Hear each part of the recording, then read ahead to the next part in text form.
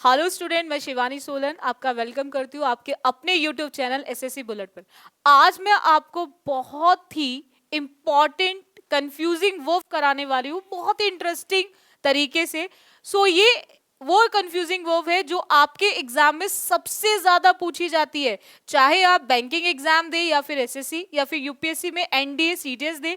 हर exam में सबसे ज्यादा ये कंफ्यूजिंग वर्ब पूछी जाती है। आप इसको सीखना ना भूले मेरे साथ। वीडियो को एंड तक जरूर देखें इसको जानने के लिए। देखो बच्चों, आपने बहुत बार पढ़ा होगा लाई, लाई एंड ले।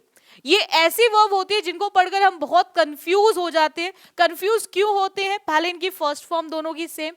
अब उसके बाद अगर हम आईएनजी की बात करें, इन दोनों लाई में जब हम आईएनजी लगाते हैं तो दोनों लाइन में आईएनजी लगाने के बाद ये क्या बन जाता है बच्चों? लाइन। क्या बन जाता है? लाइन।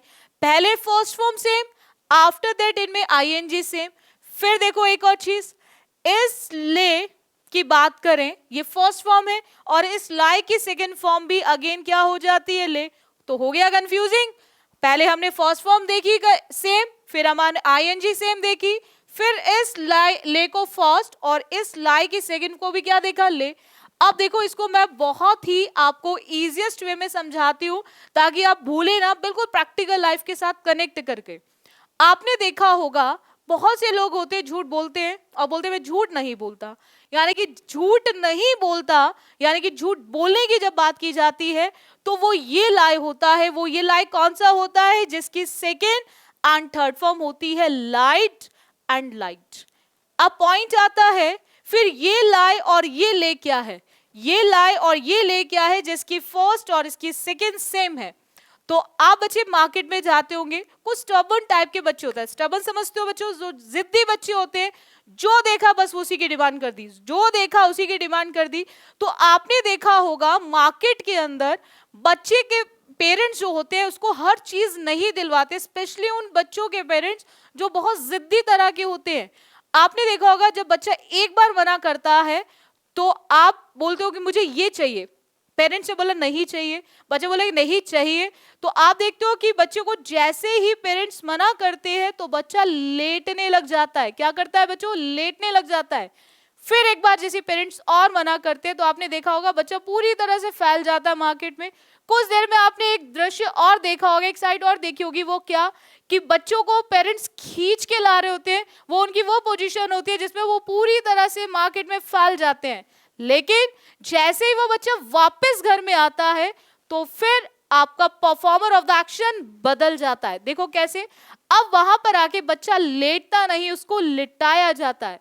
दूसरा, अब वो बच्चा आके घर पे फैलता नहीं, उसको फैलाया जाता है। अब वो बच्चा घर पर आके बिछता नहीं, उसको बिछाया जाता है। तो ये डिफरेंस है आपके लाई और ले का, जिसको बोलते हैं हमारा इंट्रांजिटिव एंड ट्रांजिटिव वर्ब। क्या बोलते हैं इसको? Intransitive and transitive verb. ये इंट्रांजिटिव और ट्रांजिटिव क्या होता है, इसके लिए आप मेरा नेक्स्ट सेशन जरूर देखिए, डिफरेंस बिटवीन इंट्रांजिटिव और ट्रांजिटिव। अभी आप इतना समझ लीजिए कि लाई और ले के बीच में डिफरेंस जो है वो इंट्रांजिटिव और ट्रांजिटिव का है।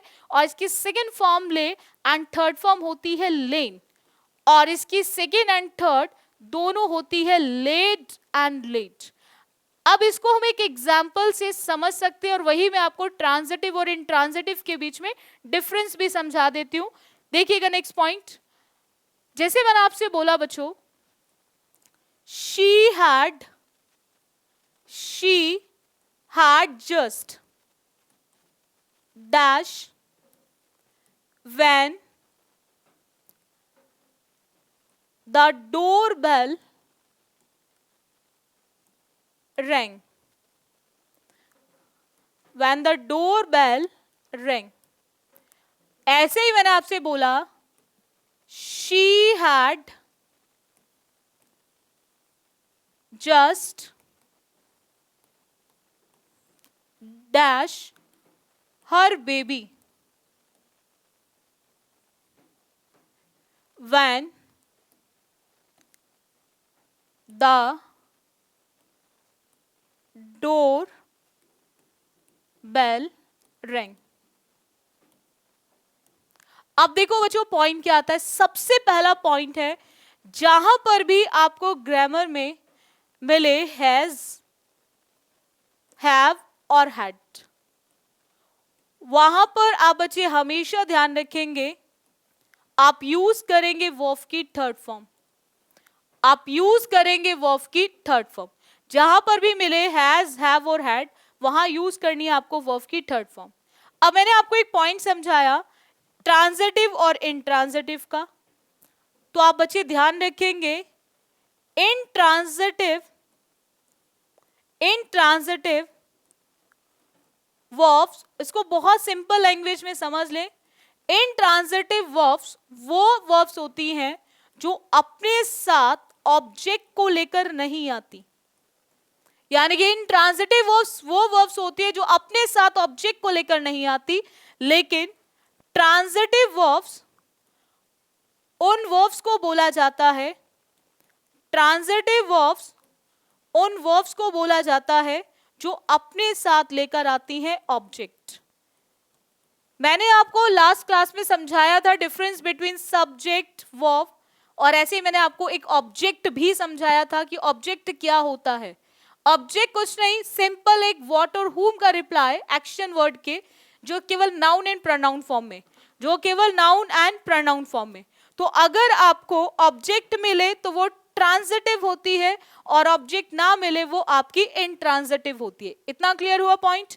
सो यहां पर आप इजली आप समझ लेंगे इस चीज को। वो पॉइंट क्या है, हमने क्या देखा, शी हैड जस्ट, हैड के साथ वर्ब की थर्ड फॉर्म आएगी, बिल्कुल करेक्ट, थर्ड फॉर्म आएगी दोनों में, बिल्कुल सही। लेकिन ब्लैंक के बाद हमें यहां पे क्या दे रखा है, हर बेबी, एंड हर baby is a case of object. हर बेबी हमारा क्या है, ऑब्जेक्ट। बट क्या हमें ऊपर ऑब्जेक्ट दे रखा है, क्या कोई नाउन है, क्या कोई प्रोनाउन है, क्या ऑब्जेक्ट है? बिल्कुल नहीं होगा ऑब्जेक्ट। ऑब्जेक्ट नहीं होगा तो वर्ब कैसी आएगी हमारी, इंट्रांजिटिव। कैसी वर्ब आएगी बच्चों, इंट्रांजिटिव वर्ब। सो बहुत ही अच्छे स्टूडेंट है, कैसी वर्ब आएगी, इंट्रांजिटिव। हमने क्या देखा, ऑब्जेक्ट नाउन दे रखा है, तो वर्ब कैसी आएगी हमारी, इंट्रांजिटिव या ट्रांजिटिव? तो यहां यूज होगी हमारी ट्रांजिटिव वर्ब। कौन सी वर्ब यूज होगी, ट्रांजिटिव वर्ब। एंड ट्रांजिटिव में हैड के साथ थर्ड फॉर्म क्या आ जाएगी बच्चों? सो इसके लिए आप बच्चे देख सकते हो, ट्रांजिटिव में थर्ड फॉर्म क्या आएगी, लेट, और इन ट्रांजिटिव में लेन। तो बस आप यहीं पे फिल कर दो इसको कि ट्रांजिटिव में हम लोग क्या यूज करेंगे, थर्ड फॉर्म लेट, और इन ट्रांजिटिव में क्या यूज करेंगे, लेन। सो आई होप आपको ये कॉन्सेप्ट बहुत अच्छे से समझ आया होगा, और अगर आपको समझ आया है तो आप इसी तरह से कुछ और क्वेश्चंस बनाएं। आप क्वेश्चंस बनाने की कोशिश करें लाई, लाई एंड ले के बीच के डिफरेंस को लेकर। सो आज के लिए हम इतना रखेंगे सेशन में, बाकी करेंगे हम नेक्स्ट क्लास में। So thank you students.